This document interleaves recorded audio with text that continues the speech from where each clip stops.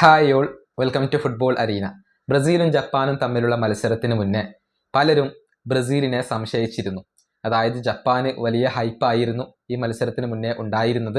Japan ബ്രസീലിനെ അട്ടിമറിക്കും എന്ന തരത്തിലുള്ള ഒരുപാട് പ്രഡിക്ഷനുകൾ പുറത്തേക്ക് വന്നിരുന്നു. മാത്രമല്ല വലിയ ആത്മവിശ്വാസത്തോടു കൂടിയായിരുന്നു ജാപ്പനീസ് താരങ്ങളും പരിശീലകരും ഈ മത്സരത്തിന് മുന്നേ സംസാരിച്ചിരുന്നത്. പക്ഷേ കളിയിലേക്ക് വന്നപ്പോൾ കാര്യങ്ങൾ ആകെ മാറി മറിയുന്ന ഒരു കാഴ്ചയാണ് നമുക്ക് കാണാൻ കഴിഞ്ഞത്.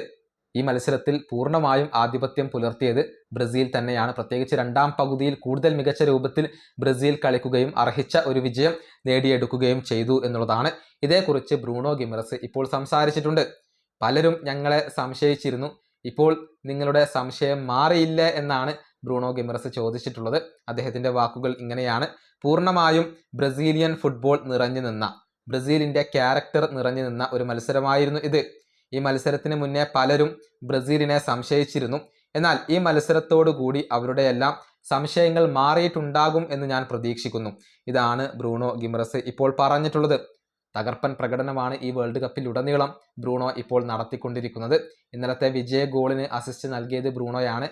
മാത്രമല്ല 4 അസിസ്റ്റുകൾ ഈ വേൾഡ് കപ്പിൽ അദ്ദേഹം സ്വന്തമാക്കി കഴിഞ്ഞു എന്നുള്ളതാണ്. ആരാധകരെ ഏറ്റവും കൂടുതൽ ഞെട്ടിച്ച താരങ്ങളിൽ ഒരാൾ അത് ബ്രൂണോ ഗിമറസ് തന്നെയാണ്. അദ്ദേഹത്തിന്റെ ഈ മത്സരത്തിലെ പ്രകടനത്തിന്റെ കാര്യത്തിലേക്ക് വരുമ്പോൾ ഒരു അസിസ്റ്റ്, ഒരു ബിഗ് ചാൻസ് ക്രിയേറ്റ് ചെയ്തു, 4 ഡിസിസീവ് പാസുകൾ, 49 പാസുകളിൽ 45 പാസുകളും കംപ്ലീറ്റ് ചെയ്തു, 92% അക്യൂറസി, 3 ഡുവലുകളിൽ 3 വിജയിക്കാൻ അദ്ദേഹത്തിന് കഴിഞ്ഞു. 7.4 അദ്ദേഹത്തിന്റെ ഒരു റേറ്റിംഗ് ആയിക്കൊണ്ട് വരുന്നത്. തുടർച്ചയായുള്ള മത്സരങ്ങളിൽ മികച്ച പ്രകടനം പുറത്തെടുക്കാൻ ബ്രൂണോ ഗിമറസിന് സാധിക്കുന്നു. ക്ലബ്ബ് തലത്തിൽ അദ്ദേഹം നടത്തുന്ന മാസ്മരിക പ്രകടനം ബ്രസീലിയൻ ദേശീയ ടീമിൽ ആവർത്തിക്കാറില്ല എന്ന വിമർശനങ്ങൾ ഏൽക്കേണ്ടി വന്ന താരങ്ങളിൽ ഒരാൾ കൂടിയാണ് ബ്രൂണോ ഗിമറസ്. പക്ഷെ അതിനെല്ലാം ഇപ്പോൾ മറുപടി നൽകാൻ അദ്ദേഹത്തിന് സാധിച്ചിട്ടുണ്ട്. ഈ വീഡിയോ അവസാനിപ്പിക്കുന്നു. അടുത്തൊരു വീണ്ടും കാണാം.